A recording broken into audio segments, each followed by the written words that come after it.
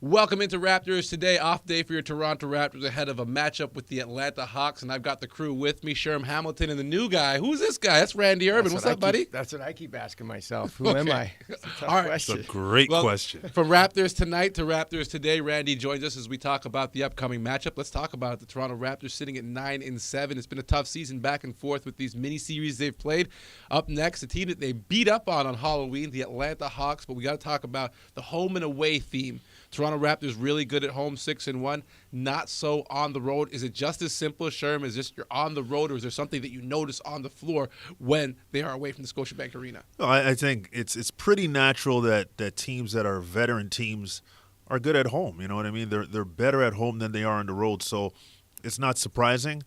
Obviously, on the road, they've had some tough situations without some key guys there, so it's a bit different. But to see, guys who have been there, done that, and this, it was talked about early in the season that the Toronto Arena at Scotiabank, Number one in the league. There's a reason for that, and they feed off of that. So it's not a surprise to me, and I don't think there's any real magic sauce to it. They're at home. They're comfortable. Their routines. They know what they're doing at home, and I think that just creates a level of understanding of how to navigate in those confines. You've been in every arena in the NBA, and there is a difference watching the game in Toronto than watching the game in, say, Indiana or Atlanta has a notoriously bad reputation for energy. Yeah, and even Chicago, when I was there last weekend, it's the energy has to be manufactured. And that building's Toronto, huge. It is huge, and it's a nice building, but it's just Toronto fans get into it more. A lot of these other cities, I'm actually a little bit surprised that they just don't have that same sort of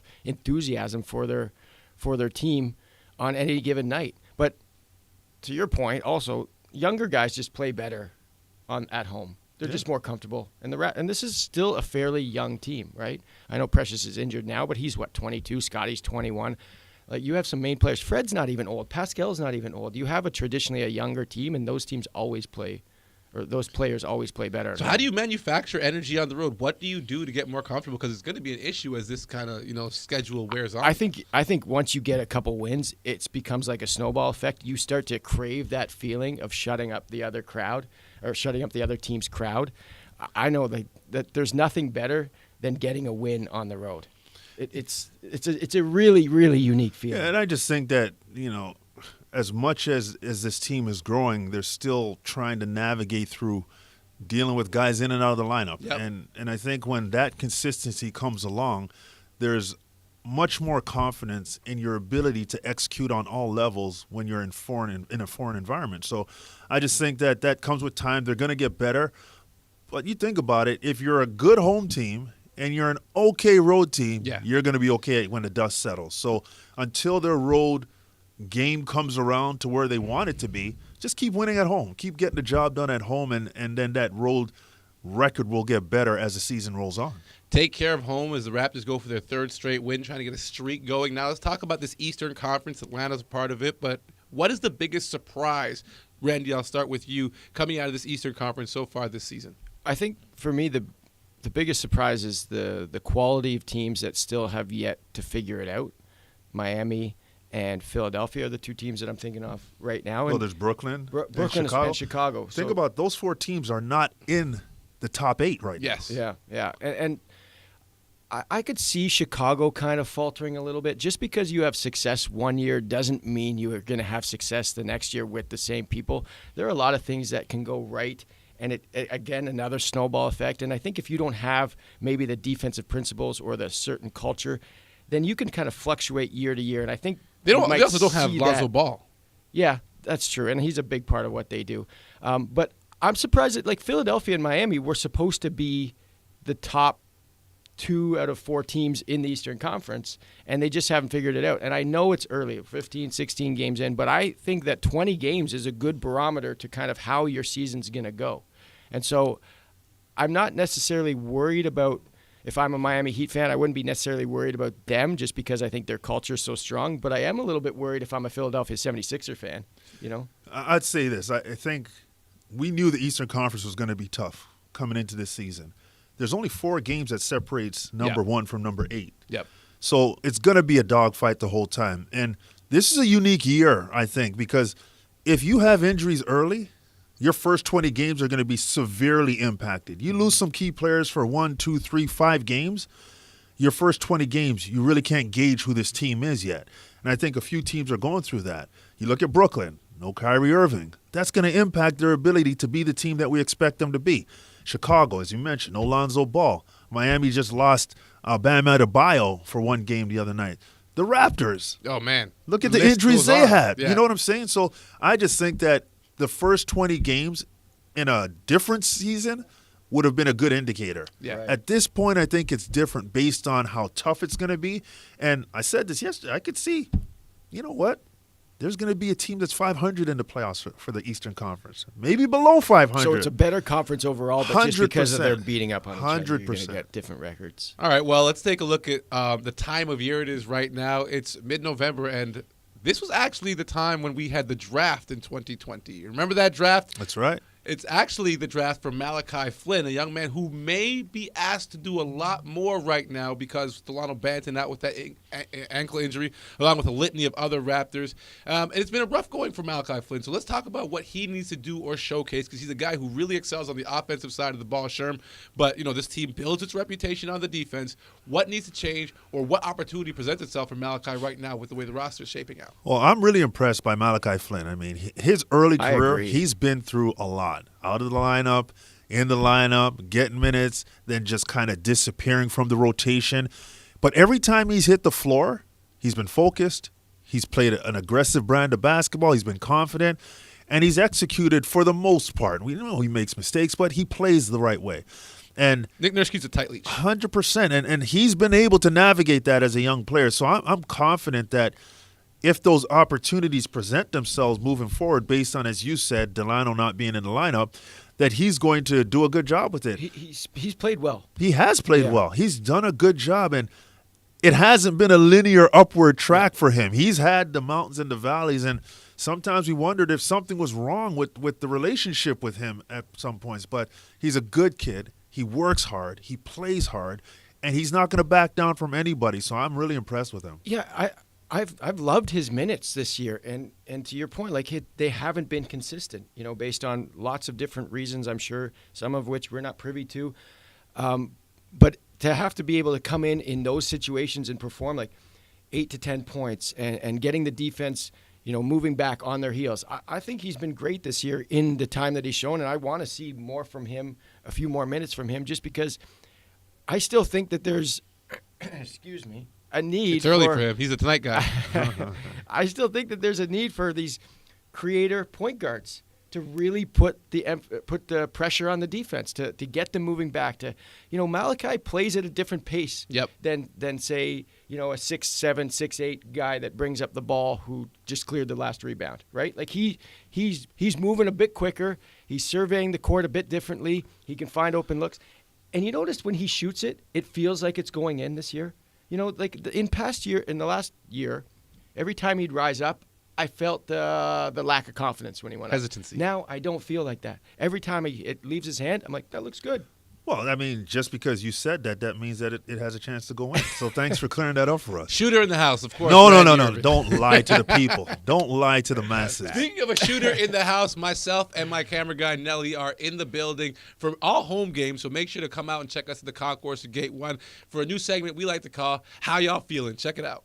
Basketball fans, the Raptors take out the Philadelphia 76ers 119-109. But the big question is, how y'all feeling? Raptors win at home! Let's go Raptors!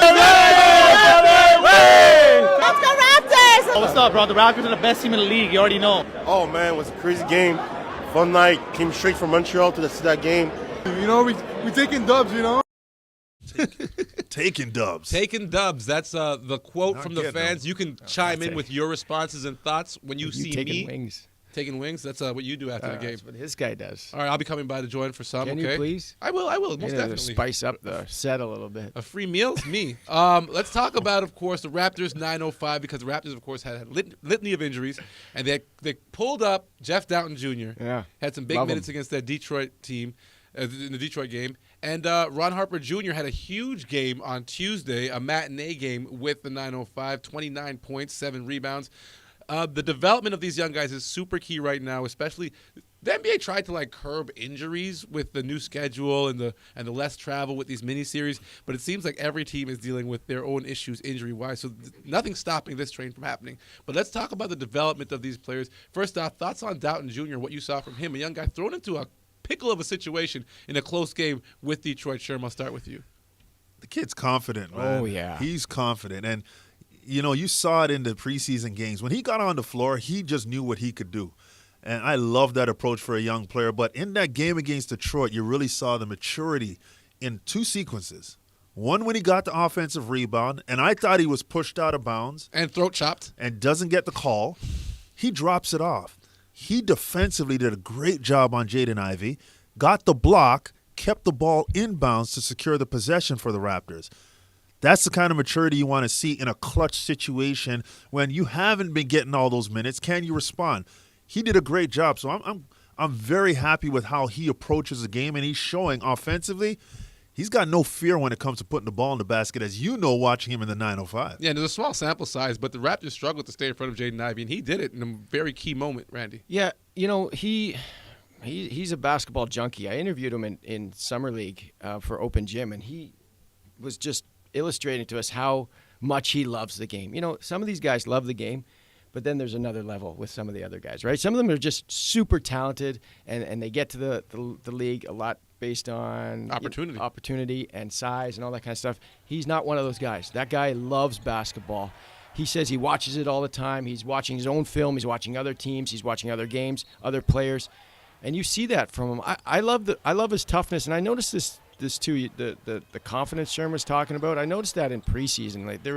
I know it's preseason, but there's some late game situations, and he wants the ball, wants to take that shot, and I like this little mid-range game. The Celtics games, he was huge and clutch with those mid-range shots you just talked about. Tough player. We just saw some highlights from a big come-from-behind victory. Reggie Perry with the shot at the buzzer over with the 905 at Paramount. But let's talk about another guy that we thought we would see with the 905 as part of his progression and growth, Christian Koloko. Now, he's made it so the Raptors – actually, kind of the league's made it with these injuries and the lack of verticality at the rim for the Raptors, that he really can't leave the team. He really can't go down to the 905 at this point because they need him up with the big club. But how difficult is it for him to continue to develop without that opportunity that we kind of thought he would get, Randy, with the 905, but still somehow he's blossoming in the limited minutes he does get with this big club? Well, you play against better competition, and I know the learning curve is a bit steeper. You just get better. Right, so the 905 is great to get more reps and maybe more consistent minutes. But anytime you have a chance to play against the best players in the world, you're going to learn quickly. If you don't, it's the NBA's career is not very long. But Christian Koloko has been great in his minutes so far this season, and I think people always ask, where can he get better? Where can he get better? And it's like the kids that I coach, they ask me after every practice, Coach, where do I need to get better? I'm like, everything. This is like you're 22 years old. He has to get better at everything, which the good thing about him is he's a smart kid and he's serious about his craft. It seems like he wants to get better, and you're seeing it. I know it's rookies. It's not linear, like you said as well, Sherm, but this kid's more linear than most.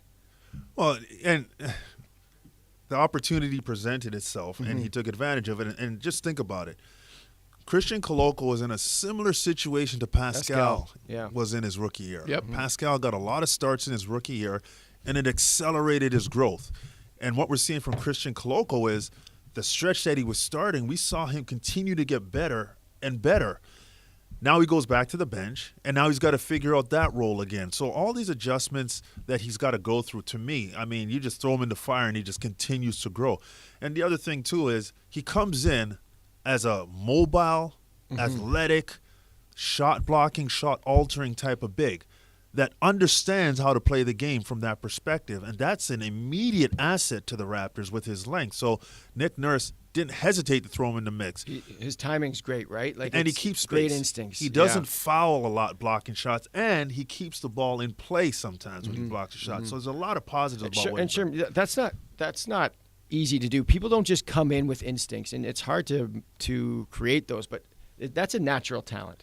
Well, it is, and people come in with instincts. All of them aren't good, though. Right. And he's got some really good instincts. I think those 2 points that you guys just made lead to one of the bigger things for him, which is earning the respect of the refs and then learning that he has those instincts and that reputation. Because some of the fouls he gets, I think personally, if he's another guy in the league, a JaVale McGee, a guy with a longer, reputation, he's not going to get those fouls, and that's going to allow him to be on the court a little bit longer. Win a championship. That's what you're saying. and Too. Well, hopefully, yeah. Let's get another one for Toronto. And 7-1, he doesn't walk around like 7-1. I know that nobody is traditional anymore in some of these guys, but he's not gangly at all. Like he's walking around like a guard. Yeah. It's great body. Yeah, it's amazing. All right, so from Great one body. debate to another, honestly, like Great the shoulders body. are filling out. Like I like him, not the average 7'1", that guy that you see coming to this league at that age. But right now we got to talk about another debate that you guys had, a grammar debate on Raptors tonight. You I know was this? not a part of this. Okay, all right, well let's check it out. It's a possibility that a team at 500 gets into the playoffs. Yeah. Under 500 gets into the playoffs. Strong So possibility. what I'm saying is they're not going to fall that far, I feel. They're going to be in the mix. Hold on, what you say? They're not going to fall that far. They're still going to be What in you the said, I think they're not going to fall that far, I think. Yeah. Which one is it? You think or they not? Talk What do to you me. mean? What do you mean? to me. The Think games they're not haven't gonna been played. talk to me, I can Sherm. only prognosticate about what I feel That's is a going to big happen. word. That's a big I word. knew I'd throw you off this late at You night didn't throw with a me big off, word. but that's a Sherm, big word. But we would. sitting here with food. You usually prognosticate and all that. Wow. Do you think they're going to win or Okay, they not? how many syllables can I use? Don't How do many that to letters me. in a word Don't can do I that. use at this time? Prognostic. Do you think, Yeah. or That's you what my don't? statement was. Which one is it? I told you what I thought. No, they're not going to lose, I think. I They're said, not or I they don't think. think they're going to lose to fall out of the playoffs. You just asked me Randy, what get I- control of this, you just man. asked me what I thought. Why would I I control just told this? you what I Don't thought. say what you thought. arguing Don't say English, what you not thought. Don't say basketball. what you think. Don't say what you thought. Don't say what you think. What? I mean, it makes What is in your cup for the second time? That's the second prognosticated. Water No, you coffee. can't. All right, so That's a shame that's because my we favorite. had a host Yeah. that did nothing to control that situation. What? I was just about to say that was my favorite part when you go, what? And now I was just trying to compliment you. Now you're I'm coming saying at me with the host- conversation was off the rails. Why would I reel that in? We want raw. We want Like, why would you be a exciting host? stuff. Why do that? you guys settle that off the court? Is there a one-on-one game coming up between you and Alvin? How are we going to settle this? I watched it back the next morning, and I was agreeing with you. Now I take it back. I'm back on Team L. Don't tell us what you think, Sherm. Yeah, tell us what you know. But what do you think? I'm not getting involved anymore. Tell All us right, what let's- you know. I love Alvin. You know what? That's why he said, "Tell us what you know," and he doesn't really know. No, he didn't say tell me what you know. You know what? I'm You going to be the said you host. watch Sherm, the I got thing you. over and Sherm, I over. got you. We're going to stop this right now, Oh, and we're going to please. find out what you guys think Hope about I'm never Canada's on that chances show again. at the World Cup. It's coming up. Soccer, not the basketball World Cup. Canada's the soccer. doing it. Okay, so first off, I need to know who your champion's going to I be. got a lot of cool. Who are you picking? have Randy, we'll no start with you. idea. No idea. I have no idea. Sure, help me I'm out going here. with us. Let's go with Canada. You're picking Okay. Canada to win the whole thing. Yeah. All right, you guys are getting it know here about first. that. Some high level. That's not high level. predictions. This is low This is level low level. This is- analysis. Who's playing? Who's playing? What? Guys, kidding. okay, I'm going with France personally, but I go with France every World Cup. I think France, Argentina, and of You course, can't go with the staples. I'm a huge French soccer fan. Okay, then that's cool. Okay, so Dutch. that's- I'm gonna go with the Dutch. The Dutch? Yeah. Did they qualify? That's. I'm why gonna would go you with the throw Germans. Why would you The throw Germans yourself out qualified. there? The The Germans Germans qualified. qualified. I'll just go with my heritage. All right, you got Canada coming out of their group because Oh, they got to yeah. play Croatia. Yeah, they that's got to play tough. Belgium. Actually, It's a Croatia's yeah, it's good. tough. It's a tough bracket, but yeah. I'm putting my marbles in That, Canada. that was last. my analysis. Croatia's good. All right. Well, my early decision is. As he Googles it. Well, I got it. Come on, man. But I got Password. Type it in. my. For some reason, my password. At does least not he's work. hosting the show. Is he? Attempting to. I got Canada coming out of their group. They're going to Yeah. take Got the out ass Croatia or Belgium. They need a big win against either group. But now we got to talk about Atlanta coming. Actually, no. First off, the Argos are in the Grey Cup. Can we just send a shout out to the Argos right quick? Did you guys Shout watch? out Argos. Shout out Argos. Shout out Michael Pinball Clemens. I will say Doing it big. It's going to be Michael- negative 12 in Regina. Is there anybody that takes people bothering you better than Michael Pinball Clemens? I watched him at the game. I don't think he sees it that way. I Haven't think been Trae around is a him pretty many good- times. There was some people around him at the last Raptor game that I'm like, this is so He loves uncomfortable. people, man. He does love He people. loves people. He He's does love got people. There are certain people on this planet that just do it differently. Man. And Sweetheart. some of He's us one. can't Yeah. understand it. Yeah. Michael Pinball Clemens is one Best of of those luck to the Argos as they will be playing Yeah. in Regina. Argos Negative all day. 12, Love potentially. 'em. I heard it's going to be potentially with the wind chill like negative 40. Boatman you can going? handle it. Are The you going? I boatman, would not be going. the There's boatman no can chance. handle that temperature. You're not getting me out there. Let's talk about the Atlanta Hawks, though. That's what's up next for your Toronto Raptors. So we got to get into the footage, of course. The argument is they could have the best backcourt in the NBA. Now, I know that Baines and Morant are definitely putting up otherworldly numbers. Baines getting like 25 a game and 5-5, shooting some crazy differentials on his numbers. And, of course, Ja Morant, MVP-type season. But let's talk about Trae Young. And, of course, his running mate, Dejounte Murray, just came over in the trade and what they've been able to do. We got some footage from our producer, Akil. Yep. We're going to get into that footage right now. But first off, break down what the Toronto Raptors need to be aware of when guarding this backcourt. Well, Dejounte Murray is a potential walking triple-double guy. He's got that kind of skill. And when you're talking about the ability. Potential, or is he? No, the potential. What do you think? Well, this is terrible. So bad. But he's one of those guys who creates a lot of problems. He's got good size. He can score the basketball in the mid-range game. He can assist. He can rebound. Yeah. I just like a lot of the things that he brings. And when you're talking about understanding how to defend that, you're going to have to throw different looks at the guy. You can't give him a steady look. Right now. I'm ready. I'm hit the telestrator and take a look at I always Dejounte like Murray to learn and from Trae Sherm. Young as they run the show for the Atlanta Hawks, the next opponent Saturday night for the Toronto Raptors. Well, defensively, you got to understand that he's active. He's got good instincts. And kind of like OG, he can play those passing lanes. He attacks with pace. And once he gets the ball, he'll get out in transition. He'll finish the play. And it's difficult to really catch up to him at that point. But here's a situation, and we know this, guards are always taught to dig in. When there's penetration or post-up, get your hand in there, see if you can disrupt the path or the ball, and he does it there. He's able to pick that. And in transition, this is the issue. Two defenders running back to defend the paint. Well, you got Trae Young out there. He's going to stop at the three-point line. He's going to knock it down, and Murray sees it. And again, in a half-court game, when you're going to play screen and roll, you've got to understand, are you showing hard? Are you blitzing him? Are you going under? Are you going to wall him up? Are you going to down him, send him to the right side? If you play defense like that in a drop defense, he's going to turn the corner, and he's going to be able to hurt you either at the rim or in the mid-range. And this sequence, I love this play. You have to get the defender to the level of the screen. And once Dejounte gets him to the level of the screen, look how he changes directions. Now he has all the space in the world. Capella's kind of moving on that screen, but Dejounte's able to get to his spot, knock down that three. He's a smart player. He's coming from Pop's system, so we know that he was coached and taught how to play. And now he's getting a chance to play with potentially a future Hall of Famer. And I think that it's going to develop over time. Right now, it isn't where they want it to be. But that combination, and you talk about backcourts, it's going to be a good one if things continue to progress, if Trae Young starts to make shots. Now, that was one of my concerns coming in. They made that trade to beef up the backcourt. And how would this affect Trae Young? Now, Trae Young's still putting up numbers, but percentage-wise, he's not the same guy. Randy, take a look at what Trae's been doing. He's not the same guy, just in this early part of the season shooting the ball from three, but he's still the same player. And, when you're a point guard, you don't want to rush it. You don't want to force it. And there's a bit of a wall there. And what Trae Young does as a good point guard would do, he'd pull back, survey the situation. Capella here, I'd like to see him set a better screen on Bogdanovich. Didn't matter because Trae Young's vision is so elite. Finds a guy in the corner who makes it. I don't know who that was. and then Trae Young here. Again, head up. I always tell my kids, head up and you can survey all the court. This time he's got options, 4 different pass options, and this is what makes Trae Young, I think, the greatest of all time at doing this, being able to not tell whether he's going to shoot it or throw up the alley-oop pass. Sure, there's nobody better ever at that, right? I'm just impressed that you told your kids to keep their head up so they can see the whole court. And then this is what makes him elite. This is 10,000 hours of basketball, okay? Being able to use your right hand or whatever it is, a lot of hours, not just make the right pass. No, but this is in the house. That is elite to be able to use your just one hand and loft the ball. Your dominant hand. Yeah, I know it's your dominant hand. I'm telling you, like I'm coaching my kids, and they're all like trying to do these one-handed passes. They're trying to walk before they can crawl. They're trying to run before they can walk. You know what I'm saying. All right, well, let's talk about the Raptors and the Hawks. This is a great pass. It's a tough pass. It was a great pass. And he didn't use 2 hands.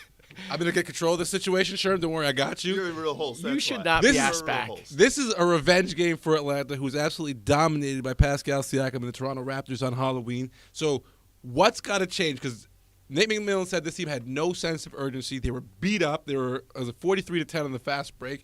And they're going to come out and address the concerns that they had early from the last game. So for the Toronto Raptors on Saturday night, what's going to be key for them to get another win against these Hawks, Sherm? Well, the Raptors are going to be a different team this time, Yeah. playing against the Hawks, and I think that has to be taken into accountability. If you're the Hawks, you understand that, and we talked about this, it's the 10-10-62. There are 10 games you're going to be good no matter what happens. You're going to win. There are 10 games no matter what you do, you're going to lose. You're going to run into those buzzsaws of a team that you're not going to be able to figure out. That was one of those games for the Hawks where you lose by that much. You knew you weren't in it. It happens. You brush it away. I don't think the Raptors are going into that game expecting the same result, and the Hawks definitely know they can play better. So the Raptors can't go in with the same mentality, but I do think the Hawks are going to throw some different things at the Raptors that they have to be prepared for. Yeah, and it's again one of those things where it's they're playing so close together that those memories are still fresh, and so you will have to approach the game differently. You're right. They're not, obviously the Raptors are not going in there thinking it's going to be the same game. They're going in there with a different personnel. But if you have the culture that I think the Raptors have, it doesn't matter who you put in there. And you've seen that in some of these last couple games. They beat the Heat. The Heat were shorthanded, I know, but the Raptors are more shorthanded. The game before that against the Pistons, the Raptors are shorthanded. No one's healthy right now. No one's healthy. And so you're coming in there with the right culture, with the right. It doesn't matter who you plug in there. You should be able to get the results that you want. And it will be a tough game. Beating the team twice in the same month is tough. Beating a team twice in the same week is even tougher. But the Raptors have the culture. They have the personnel. They have the system that can do these types of things. And a lot of times I've seen over the last couple of years, quickly, and they win games that I don't think, like, they're supposed to be scheduled losses. And they win the game. Like, there's so many surprise wins, and this one would be one of them, technically, but I also wouldn't be surprised. All right, the Toronto has been down 35 games. That's how many bodies have missed a game this season, so it's going to be tough. But, of course, next man up, 6 p.m. tip-off Saturday That's against like me the for the show. Atlanta Hawks. Okay, Randy's still going. I'm next man You up. could catch the Toronto Raptors take on the Atlanta Hawks on Sportsnet Fan 590 has the radio call, and we will see you. When we're back next week? Tuesday? We're back Tuesday. I'm back Tuesday. I don't Monday, know if Sherm's no, back. Monday. Yeah, Okay, we're back I'm Monday. back Tuesday. Yeah, you Am coming I- back? Jake, am I back Tuesday? This is going to be interesting. Yeah, I'm This is back going to be Tuesday. interesting. He is? Yeah. Yeah. Sorry, Sherm. Jake, I'm we sorry, got to Sherm. talk, Jake. That does it for another episode of Raptors Today. On gotta behalf of Sherm Hamilton and our special guest, Randy Urban, you can catch him on Raptors Tonight. We'll see you next time. Was that a dap? Yeah, sorry, yeah, I missed sorry. you. Okay, all right. I missed over here. We out. No, you Peace. didn't miss. I just definitely.